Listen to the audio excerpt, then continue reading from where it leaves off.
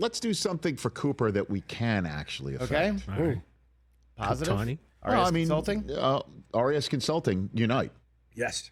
Because he, in his fantasy, he's got a million fantasy leagues. One of his fellow classmates at his school invited him to a 20-team league. 20. I've never heard of it before. 20. That's too many. What, you have one good player on your team? He goes, Dad, they're having trouble filling it out. I'm like, okay, then throw it open to all Los Angeles schools. Maybe it'll help.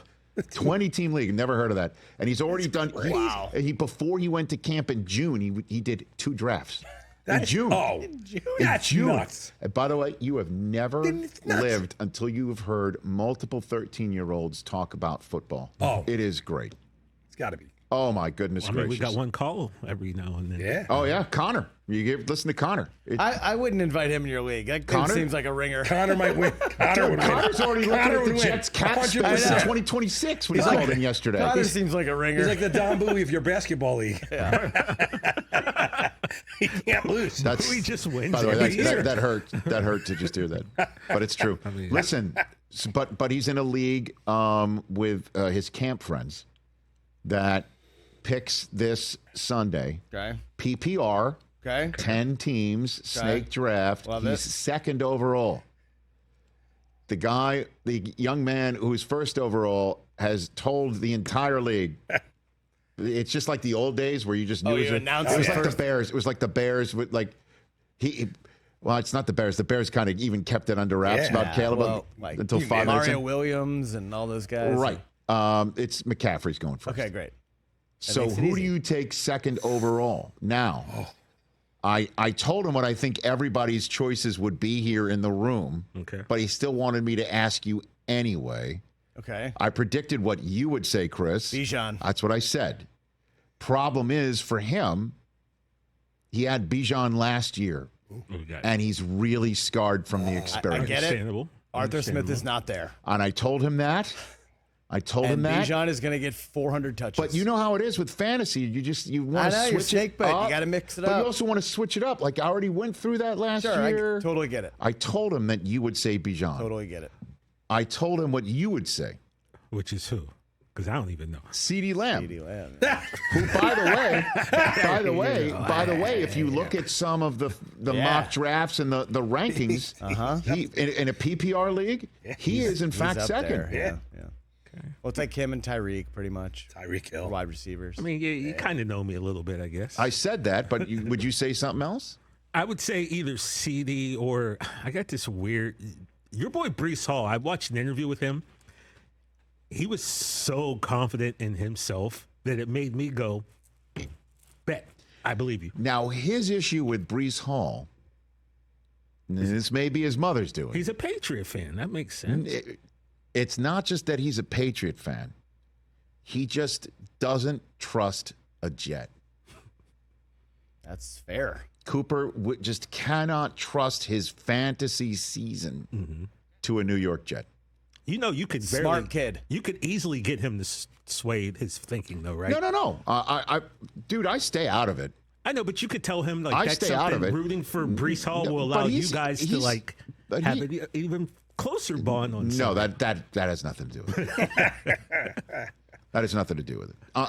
In all honesty. Gotcha. But he has seen Breece rip off 70-yarders. Like, he's seen what he can do. Breece is good. And I did tell him that Breece had a 1,000-yard season last year in the dumpster of dumpster fire seasons. That guy still did his thing with all the different quarterbacks and all the struggles and all of it. No line, no scheme, no quarterback. No hope. No hope, no big whoop. For fantasy, he just won't trust it to a Jet. So he's thinking of, it doesn't matter. He's thinking of Tyreek Hill. Not pretty good. Like, I think that's what he's thinking of doing. Third overall on a lot of rankings. So, look, he's going to get his, obviously. So let me just ask this again. And we got Kirk Cousins coming up, and obviously he won't, give up too much, but I'm sure he will talk glowingly of him because everybody speaks glowingly of him. Why do you think Bijan Robinson is going to have one of those monster fantasy seasons. Why do you think that? Based off of what we saw last year and what the unknown is and what the unknown is this year. Well, while his touches were limited last year, you could see how explosive he was, how durable he was. He's such a great receiver, even though that wasn't part of Arthur Smith's plan. But based on conversations and things that have been kind of said, he is going to get the usage. He is going to get the red zone carries. He's going to get the down by the goal line carries. It's going to be used in the passing attack. It won't be Algier the Vulture again? I don't think so. I think he's going to be more of. Do we know that? Have we spoken to an offensive coordinator? We haven't seen it. We don't know that. All right. No. I'm not. I know. I'm just. That's why I'm asking. Like, why are you so? Is it Sarah? Is Sarah like chirping in your ear about how great? Okay. They have to. Also, they have to. I agree. By the way, I agree. Like the conventional wisdom, certainly in the fantasy world. Certainly in the fantasy world. He is RB2 in everything. Arthur Smith totally blew it. Totally 100%. Not blew it, but figuratively handcuffed him. Yeah.